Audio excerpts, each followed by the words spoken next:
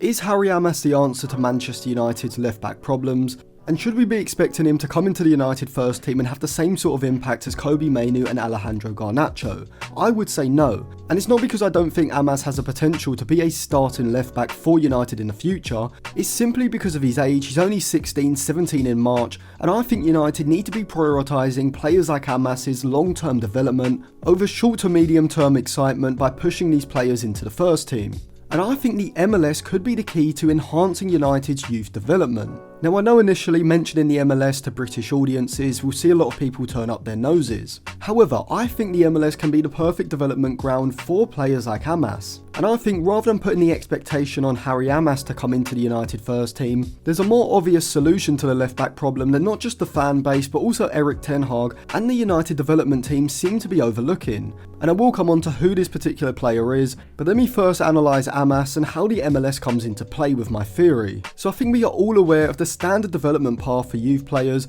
and Manchester United over the years have had huge success with directly promoting players from the youth team into the first team, with the class of '92 being the obvious example. And if you like me like to reminisce about those days, head over to Jersey FIFA. They've got all the Manchester United retro jerseys through the 90s and 2000s. You've got jerseys from some of the youth products like Scholes and Beckham, as well as other United legends like Rooney and Ronaldo as well. If you use code Atlantis at checkout, you'll get a discount. A link will be in my Instagram bio, which will be linked in the description. So before I even come on to Harry Amass and whether he's suited to being the kind of perfect modern day fullback that United need long term, what exactly is my theory about the MLS? Well, the problem I have with the standard youth development path is that currently we see United, unless it's players like Kobbie Mainoo or Garnacho who have extraordinary talent and get promoted straight from the youth team into the first team, is that they seem to be keeping players in the under-23s for too long. And I don't think this helps young players and actually leads to them stagnating, because there's a massive jump between youth football and senior football. And so when United have kept players like Dan Gore, Zidane Iqbal and Hannibal Mejbri amongst others in the youth setup until the ages of 19 and even 20, I think you're just wasting years, which leads to them not developing the kind of attributes that they need to then actually go on to be successes in senior football and fully reach their potential. The standard way of developing players is obviously to then loan them out. But for me, the whole youth development path from clubs like Manchester United, but also others as well, is just not optimal at all, because we see these players going on loan to lower leagues, League 1, League 2, maybe even the Championship as well. And I'm just not a fan of this. But why am I not a fan? And how could leagues like the MLS fix this? Well, for me, the benefit of the MLS in terms of developing youth players actually comes from what most football fans would consider the MLS's weakness. And that's the lack of ingrained history that the MLS has compared to the lower leagues of English football. And the reason this is a benefit for developing youth players is that because without this ingrained history and even the relegation, which a lot of people criticise the MLS for, you not only see a lot of forward-thinking tactical managers in the MLS, but without the threat of relegation, these managers don't have to worry about the financial implications of getting relegated, and so they can take more risks, both tactically and in terms of playing younger players. For me, the issue with loaning players to the lower leagues of English football is that you often get managers who are just stuck in the 80s and 90s, playing in either a 4-4-2 or a 4-5-1 with a very conservative defensive first approach, and this is not ideal for developing players, particularly fullbacks in the modern game. As just thinking about it logically from a tactical point of view, the role that you want your fullback to be playing in the 2020s and 2030s is completely different to the role that fullbacks were playing in the 90s and 20s. And so if you loan a player like Harry Amass to a League 1 or a League 2 side, even if initially when he goes on loan the club has a forward-thinking manager, because of the pressure of getting promoted and the constant threat of relegation, you often see managers and style of managers change quite quickly. And so it could very be the case that Harry Amass goes on loan to a forward-thinking manager in League 1 or League 2, but within a couple of months he ends up with a manager like a Neil Warnock, Tony Pulis, etc., that kind of manager, who certainly isn't going to be using Harry Amass as an inverted fullback, dropping into multiple different positions, and developing his tactical and technical game. You're probably going to end up with him playing a quite defensively conservative fullback role in either a 4-4-2 or a 4-5-1. Or maybe him not even playing at all because of the constant threat of relegation. Managers in League 1 and League 2 need to be looking at the here and now. They can't be focused on trying these new tactical trends and experimenting with players in certain roles. And combine this with the fact that the pitches in League 1 and League 2 aren't that great, and there's definitely not this forward-thinking mentality that you would want and you would get from the MLS with a lot of coaches and managers thinking still being stuck in the 90s and 2000s in these types of leagues. For me overall, it just isn't the best place to develop players, and so every time United send a player on loan to League 1 or League 2 or even the Championship, usually I just see it as a complete waste of those years that player could be using to develop their tactical game and improving as an individual player. Now before I come on to how the MLS in particular would improve Harry Amass's game, but also other youth products in the United Academy and how they could actually use a club network similar to Manchester City's to enhance their overall youth development, let me analyse whether Harry Amass has the potential to be the perfect modern fullback that United need in the long term. But before I come on to analysing Harry Amass as a player, I do have a video out on my Patreon where I look at the top candidates to potentially replace Ten Hag if Ineos decide to go down that route. I've also got a podcast episode on how Omar Barada and Dave Brailsford will change Manchester United, specifically analysing Dave Brailsford's marginal gains theory, which led him to so much success in the cycling world, and how that could be potentially applied to United. If you want to check those out, you can get a 7-day free trial, a link will be in the description. So now that I've gone over my MLS youth development strategy, let's analyse not just Harry Amass as a player and whether he can develop into the perfect modern day fullback, but exactly what I would actually define as a modern day fullback. So we're now in the mid-2020s, and I think everyone would agree that with the tactical development of the game, having a bog standard defensive first fullback is not really going to cut it at the highest level. And for me, it's positional versatility which is the key attribute that fullbacks need nowadays. And this is because with the constant rotation between systems and players moving into different areas of the pitch, your fullbacks need to be comfortable in playing in 3 or 4 different areas in the pitch. They first need to have the long and incisive passing ability to drop into a back 3,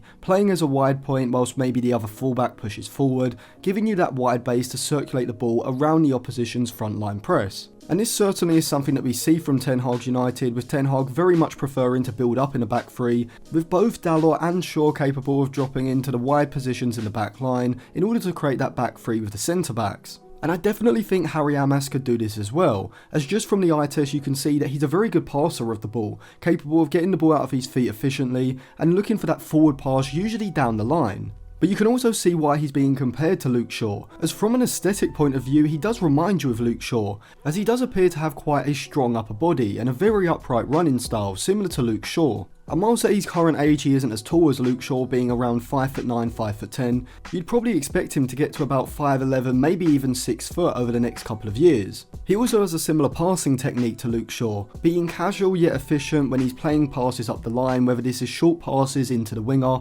or longer curling balls in behind the opposition fullback down the channel. But I think what really makes him suited to dropping into a deep position in the back 3 is his ability to link play efficiently down the channels, often being able to efficiently get the ball out of his feet, play a short accurate pass before then motoring forward into the space in order to receive a 1-2, and then when he receives it he can drive forward into the space, just as Luke Shaw does. And so when receiving the ball in these deeper positions in a back 3, Amass can definitely progress the ball from the defensive third to the middle third, and then from the middle third into the opposition's half. But of course, as a modern day fullback, you also need the ability to play higher and wide down the flank, pushing forward and potentially overlapping your fullback. And Amass definitely has the running ability to be able to do this, with the capabilities of not just pushing up the flanks and providing runs off of the ball, but also driving forward with the ball at his feet as well. But nowadays you also need a fullback who can invert in field, and this is probably the part of Amass's game in possession that he does need to improve on most, as whilst he can certainly use his right foot, he is very one-footed at this stage in his career. And so this does kind of make his play a bit predictable, always knowing that he's going to look to take the ball in his left foot, which whilst in wider positions certainly isn't an issue, it's definitely something that you would look to improve on in central positions, and the same goes for Luke Shaw as well, as when you watch Dalot and Luke Shaw play, Dalot's just a lot more fluid, he just seems more of a central midfielder, and that's essentially what fullbacks have to be when they invert in field, capable of dropping into a double or single pivot position, and being able to play out of pressure with their back to goal. But given his age, it's not really an issue that this isn't a part of Amass's game that is fully developed, but it is a reason why I would send him to the MLS under a tactically forward-thinking coach who could potentially instruct him to move into central positions and use him in this inverted role during certain phases of play, as if he were to be loaned to a League 1 or League 2 club, it's very unlikely that he plays under a coach who likes to use their fullbacks in central positions, and so to me developing his ability in central positions is definitely a reason why I'd prefer to see him in a league like the MLS compared to the lower leagues of English football. And so these different positions positions on the pitch that a fullback could take up, which I've just described, are mainly in the defensive and middle third, and so Harry Amass's forward passing and ball carrying ability is definitely suited to these roles. But in order to be a truly elite level modern fullback, I think you also need end product in the final third, with the ability to invert in field, but rather than taking up a position in front of the opposition's midfield line, instead take up a position between the opposition's midfield and defensive lines in the half space. As for Manchester United, for example, while someone like Bruno Fernandes may start in the left-sided half space, he is going to drop off in certain situations, looking to receive the ball in deeper positions. And so in order to keep the balance in the possession shape, you do need some positional rotation, and having a fullback who can move in field into an advanced position and not just sit there for position's sake, but also be able to receive the ball between the lines, driving forward at the opposition's back line, moving the ball into the final third, and then in these sorts of positions being able to create chances for others, or even get into or take goal scoring opportunities themselves. But being a fullback, you're obviously going to have more opportunities from out wide, and so having that powerful running ability which Harry Amass has is going to allow him to provide those overlapping runs which we see from Luke Shaw. And whilst at the minute I would probably say that his end product in the final third is a lagging part of his game which he does need to improve, if he can develop his composure and vision in these sorts of situations, being able to find low crosses across the box, cutbacks to the edge of the box, as well as lofted crosses from the byline or curling crosses from deeper positions, then that's what really is going to take his game to the next level. As already I think in the defensive and middle thirds he's more than capable of being an asset in terms of progressing the ball via his passing, as well as his ball carrying and his interplay down that left side, but I haven't yet seen too much evidence of quality in the final third, which he will hopefully begin to develop in the next few years. In terms of the defensive side of his game, it's hard to really judge how good he is until he starts playing senior football. He's most likely going to have to improve certain parts of his positional play, which is pretty much the same for every young fullback. But saying that, I don't see any glaring defensive weaknesses in his game. He's pretty good in the tackle. He does seem to have the defensive awareness to know when players are looking to make runs in behind him. And when he does have to put in a tackle, whether this is going to ground or standing on his feet, he's strong in the tackle both in terms of actually making the tackle, but also in terms of his upper body strength as well. And with him still only being a teenager, these are going to improve over the next few years anyway. But in terms of whether he's the answer for United in the short term, I think it's just too early. And to me, Ten Hag and United have missed the obvious solution to the left back issue, and that was Alvaro Fernandes. For some reason he's been loaned out to Benfica, despite being the exact sort of player that I think United would need in that left back position, particularly with Luke Shaw's injury. Whilst you would have to question certain parts of Harry Amass's game in senior football, particularly at the top level of the Premier League, I think Alvaro Fernandes, whilst he would of course need an adaptation period, has all the raw attributes to be able to come in and compete with Luke Shaw and Tyrone Malacia for that left back spot. And with Luke Shaw and Lisandro Martinez's injuries, he would have got quite a bit of game time in the second half of the season, making his loan move to Benfica even more perplexing. Now hopefully for whatever reason Benfica don't activate that release clause in his contract at the end of the season, because I'd love to see Alvaro Fernandes back at United, as it just seems like the ideal solution. Alvaro Fernandes will be 21 in March, so he's 4 years older than Harry Amass, and so to me this is a classic case of United getting excited about a shiny new toy rather than using the ones at their disposal. If United want to make their youth development path a success, then players like Alvaro Fernandes can't just be constantly sent out on loan. They need to eventually come back into the side and given a chance, whilst players like Harry Amass, the last thing they need is to be thrown into the first team to be given a couple of minutes before they're eventually sent back down to the under 18s or under 23s for the next few seasons, where their careers stagnate and eventually fizzle out with a loan to Port Vale or Darlington. So how would United use the MLS in order to develop young talents like Harry Amass? Well, first of all, a loan to the MLS wouldn't be for every player. Players like Kobbie Mainoo and Garnacho can bypass that development stage and go straight into the first team. But someone like Amass, for example, he's only 16, 17 in March, and so what I would do is at the start of next season, after he's had a pre-season with Manchester United, I'd initially loan him to the MLS for the back end of their season, which should end around November, start of December. He can then come back to United over the Christmas period and then be loaned back to the MLS when they start their season again around the springtime. And the reason why I think this will work so well is because he won't be in the MLS for a long period. He'll still be there for the equivalent of a full season towards the end of 2024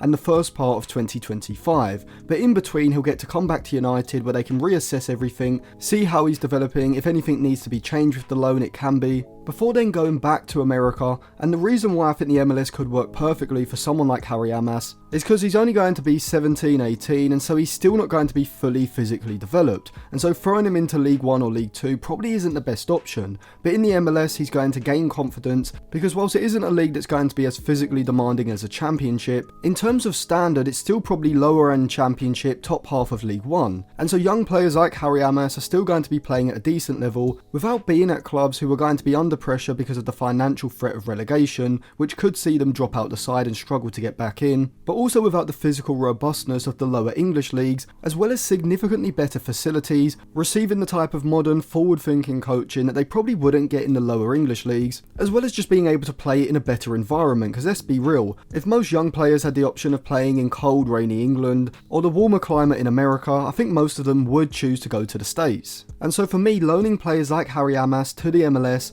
for what effectively would be a whole season, maybe a season and a half, and then either bringing them back to the first team if they're ready, or sending them out on loan to maybe the Eredivisie, Liga NOS or another top European league, before then bringing them back to the United first team aged 19 or 20, is in my eyes the ideal loan strategy for a lot of players, and would significantly help them in the long term rather than simply keeping them in the under 23s before either giving them a couple run-outs in the first team or sending them on loan to somewhere like Port Vale or Rochdale. And this would be an extremely viable option if Ineos were to expand their multi-club network and bring in an MLS side just as the City Group have done, allowing this whole process to move a lot more seamlessly.